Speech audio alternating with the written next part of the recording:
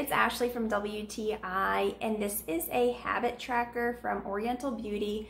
This has really been excellent for me. What I love about this habit tracker is that it is really easy to use. So you have 12 lines on the left along with the days of the month. Of course, it goes all the way up to 31.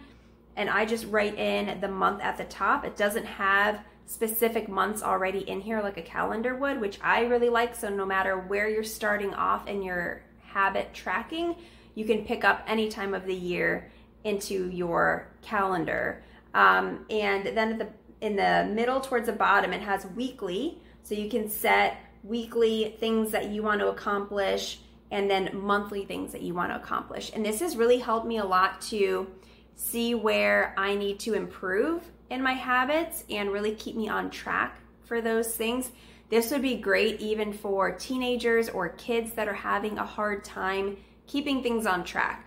For me, it's things like making sure I work out, making sure I'm drinking enough water, making sure I am taking my vitamins. It might be simple things, but throughout the day, things get so busy and you forget.